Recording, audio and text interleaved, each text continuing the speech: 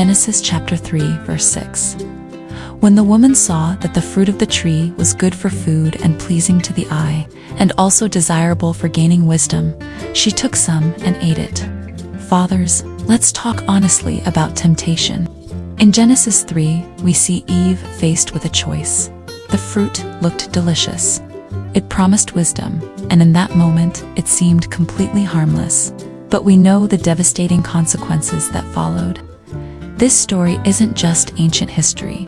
It's playing out in our lives every day. As fathers, we face our own versions of that forbidden fruit. That extra hour at work when we know our family needs us home. The temptation to zone out on our phones instead of being present with our kids. The quick temper that feels justified in the moment but leaves wounds. The harmless habits that secretly drain our time and energy. Here's the hard truth. Every compromise starts small. What begins as just this once can become a pattern that steals from our families. That's why we need to recognize temptation for what it really is, not just a momentary desire, but a potential turning point in our story. But here's the good news. You have more power than you realize.